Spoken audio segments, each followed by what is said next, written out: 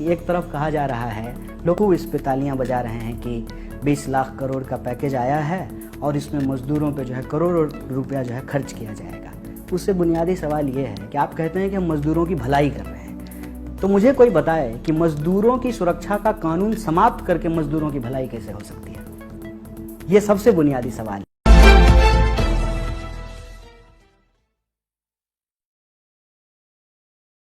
कन्हैया कुमार, कन्हैया बहुत बहुत स्वागत है आपका। कन्हैया, सबसे पहले तो मैं यही शुरू करना चाहती हूँ आपसे कि कोरोना वायरस, अभी तक हम समझ रहे थे कि भारत को कैसे लड़ना चाहिए, पूरी दुनिया अभी भी समझ रही है, इस पर स्टडी ही हो रही है कि वैक्सीन बनेगा क्या होगा, लेकिन इस दौरान जो 130 करोड़ लोग हैं भारत के, उनमें जो सबसे कमजोर लोग हैं वो सबसे ज्यादा परेशान हो रहे हैं। आप इस पूरे तस्वीर को किस तरह से देखते हैं? सबसे पहली बात तो ये कि ये जो संकट है जो हमारे देश पर और पूरी दुनिया पर आया है, इसके चलते बहुत सारे लोगों को अपनी जान गंवानी पड़ी। और देश में जो लॉकडाउन शुरू हुआ उसके चलते भी अलग अलग घटनाओं में बहुत सारे मज़दूरों की जान जाने की खबरें आ रही हैं। जो लोग इससे लड़ने की कोशिश कर रहे हैं, जिनको हम लोग फ्रंट लाइन वॉरियर कहते हैं, उनमें से भी कई सारे लोगों की जान गई हैं, जैसे मुंबई पुलिस के जवानों की जान गई हैं। तो सबसे पहले ये सारे जो लोग जिन्होंने अपनी जान गंवाई है उनके प्रति हम अपनी संवेदना व्यक्त करते हैं, और उनका जो परिवार है उनको हम ये कहना चाहते हैं कि पूरा देश आपके साथ खड़ा है। जहाँ तक इस संकट का सवाल है, मुझे लगता है कि शुरू से ही इसको लेकर के एक कहते हैं कि चीज़ों को अंडर एस्टिमेट करके देखना, वो रवैया दुनिया की विभिन्न सरकारों का रहा है। ऐसा नहीं है कि सिर्फ हमारे देश की ये बात है। और ये रवैया इसलिए है कि कहीं ना कहीं जो लोग आज नीति निर्माता हैं, सत्ता पे बैठे हुए हैं, वो साइंटिफिक टेम्परामेंट को लैक करते हैं। वो साइंटिफिक चीज़ों को समझने की कोशिश नहीं करते हैं। जैसे भारत में ही जब ये चर्चा होनी शुरू हुई कि कोरोना का संकट यहाँ पैदा हो सकता है, तो बहुत सारे बड़े बड़े ब्यूरोक्रेट जो हैं, जिनसे हम लोगों का भी एक रास्ता है, उनसे बातचीत है, वो कहते थे अरे कोई नहीं, भारत में लोगों की इम्यूनिटी बहुत ज़्यादा है और जब टेम्परेचर बढ़ेगा तो अपने आप कोरोना मर जाएगा। उन्हीं को पॉलिसी बनानी है, उन्हीं को नीतियाँ बनानी है, और उनका जो ये रवैया है वो कहीं ना कहीं खतरे को कम करके देख रहा था।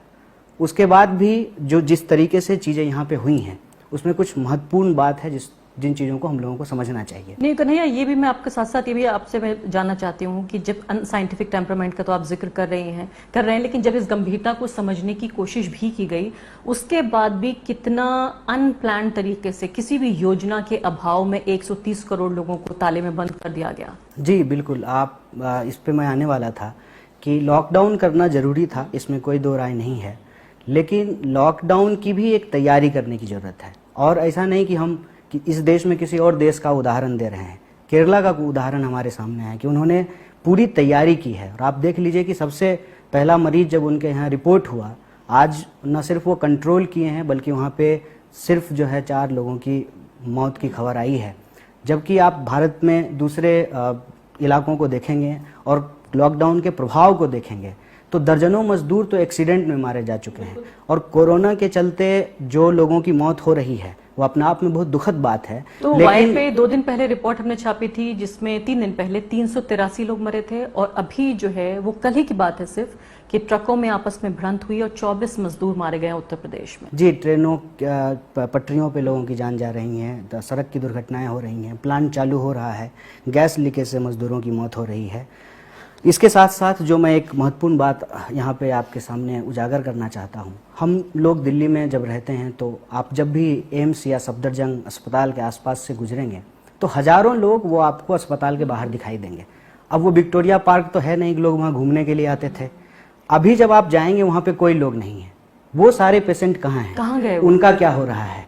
और आप देखेंगे कि सही इलाज नहीं होने की वजह से जो लॉकडाउन का प्रभाव है, तो कोरोना से पहले ही जो उनको दूसरी तरह की बीमारियां हैं उसमें उन लोगों की जाने जा रही हैं। तो ये एक लॉकडाउन का इफेक्ट है। अब लॉकडाउन करना जरूरी था, इसमें कोई दो राय नहीं है, लेकिन लॉकडाउन की एक तैयारी होनी बहुत ज़रूरी है। ऐसा कैसे होगा कि आप रात को 8 बजे अनाउंस करेंगे और 12 बजे से देश लॉकडाउन पे चला जाएगा? स्वाभाविक रूप से जो है एक अफरा तफरी होगी।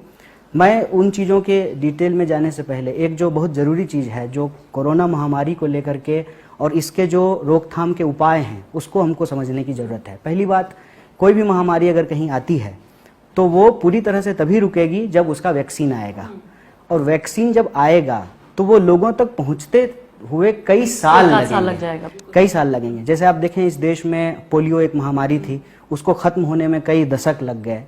मान लीजिए कि आज अगर टीका आता है, आज अगर वैक्सीन आता है, तब भी इस देश के आखिरी व्यक्ति तक पहुंचते पहुंचते इसमें दशक लगेंगे। और उसका टेस्टिंग का सवाल है। ये व्हाट्सएप का मैसेज तो है नहीं कि फटाफट फॉरवर्ड कर देंगे सब ग्रुप में, सबको वैक्सीन मिल जाएगा।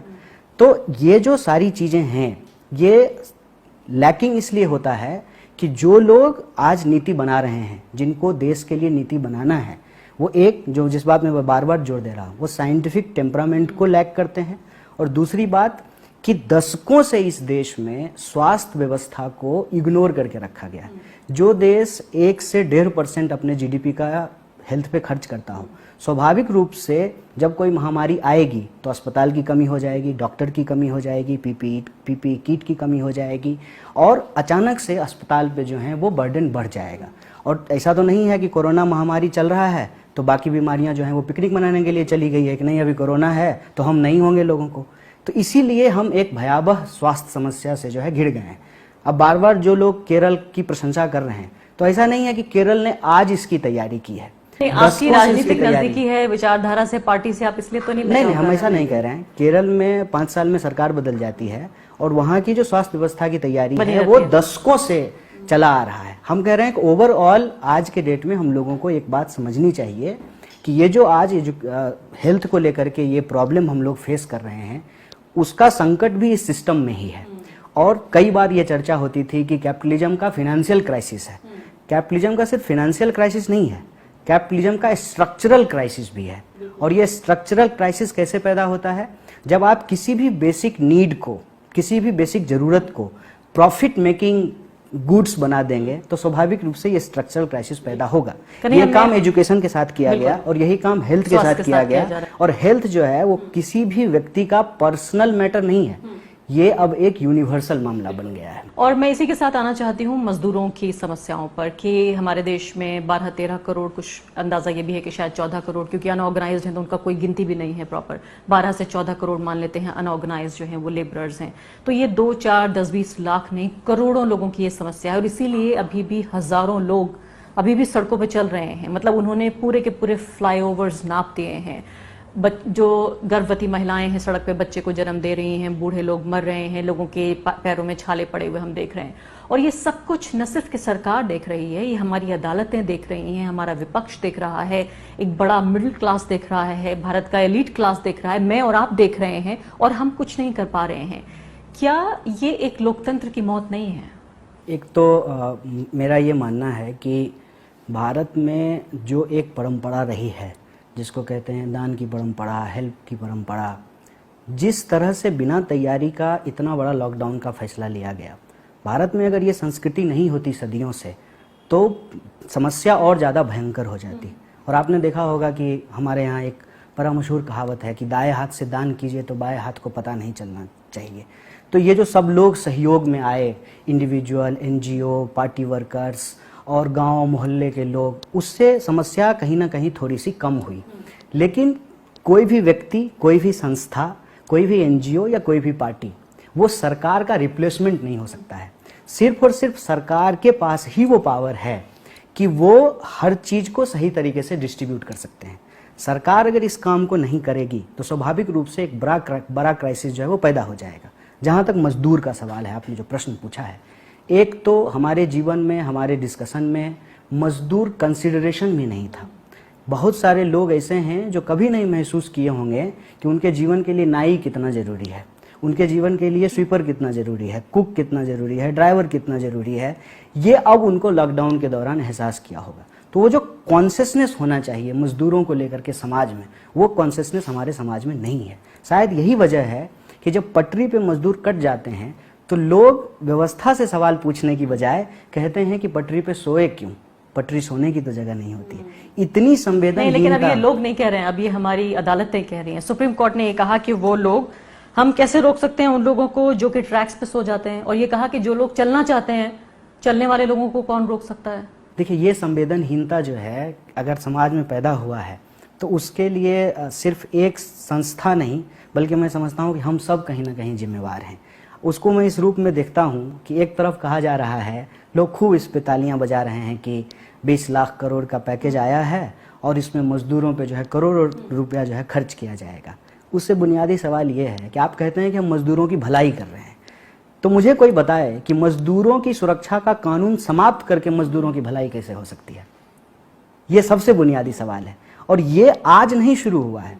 मैं ऐसा नहीं कि मैं मौजूदा सरकार को इसके लिए सिर्फ जिम्मेवार मान रहा हूँ, ये दशकों से इस देश में हुआ है। लेकिन इस पे आर्ग्यूमेंट ये है कि भाई इंडस्ट्री जो है वो खत्म हो जाएगी और इंडस्ट्री के लिए को बेहतर माहौल देने के लिए आपको लेबर लॉस खत्म करने होंगे, और ये भी बहुत अहम है। तो ये मत कहिए ना कि मजदूरों की भलाई के लिए कर रहे हैं आप। लेकिन एक और अहम चीज मैं ये कहना चाहती हूँ कि बड़े इंडस्ट्रियलिस्ट अजीम प्रेमजी ने कहा है, पहली बात तो उन्होंने इसका विरोध किया। आप सोचिए, इंडस्ट्री ने विरोध किया कि आप लेबर लॉस को खत्म ना करें या उनको ना कमजोर करें। दूसरे, उन्होंने कहा कि इंडस्ट्री की प्राथमिकताओं में एक नहीं था ये, यानी आपने लेबर लॉस को कमजोर भी किया मजदूरों के विरोध में, लेकिन इंडस्ट्री भी इससे कोई खुश नहीं है, अगर ये मान लिया जाए कि अजीम प्रेम जी उसको रिप्रेजेंट करते हैं। देखिए, हर चीज का एक गुड बैड पक्ष होता है। अब जब हम कैपिटलिज्म को एनालाइज करते हैं तो कैपिटलिज्म को चलाने वाले लोग, जो कैपिटलिस्ट लोग हैं, उनको भी ये बुनियादी समझ तो होगी ही कि अगर मजदूर हमारी फैक्ट्रियों में काम करने के लिए नहीं आएंगे तो प्रोडक्शन कैसे होगा, और आप प्रोडक्शन अगर कर भी लेंगे तो अल्टीमेटली उसको जब बाजार लेकर के जाएंगे तो उसको खरीदेगा कौन? जब लोगों के पास परचेजिंग कैपेसिटी नहीं होगी, खरीदने की क्षमता नहीं होगी, तो स्वाभाविक रूप से आर्थिक मंदी आएगी।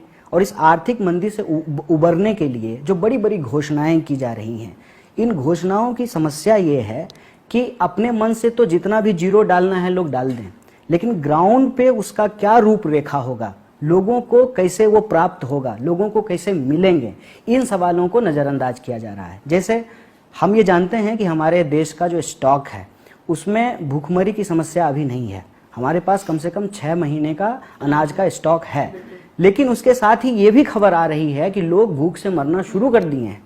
कोरोना से मरने से ज़्यादा आज उनके सामने संकट यह है कि वो भूख से अपनी जान को कैसे बचाएं। तो कहीं ना कहीं डिस्ट्रीब्यूशन एक बहुत बड़ा सवाल है। टीवी पे आकर के घोषणा करना तो आसान है, लेकिन उस घोषणा को योजना का रूप दे करके जमीन पे लागू कैसे करेंगे, ये बहुत बड़ा सवाल है। और हमारा मानना है कि अभी जो इकोनॉमिक स्लो डाउन आया है, इसमें जब तक लोगों के परचेजिंग कैपेसिटी को अप नहीं किया जाएगा, तब तक जो लिक्विडिटी की समस्या है, जो प्रोडक्शन की समस्या है, ज्यादा तो जो लोग आम यानी बिल्कुल जो जरूरत की चीजें हैं उसके अलावा बिल्कुल खर्च नहीं करना चाह रहे हैं। दूसरी बड़ी समस्या जो अब जैसे ही लॉकडाउन खोलते हुए आएगी वो मजदूरों की कमी की होगी, क्योंकि जितने भी मजदूर अपने घर लौट गए हैं उनमें से बहुत से वापस नहीं लौटना चाहते। और सबसे बड़ी समस्या ये है कि अगर आप फैक्ट्रियां खोल भी लेते हैं तो उनमें काम करने वाले लोग कहाँ से आएंगे।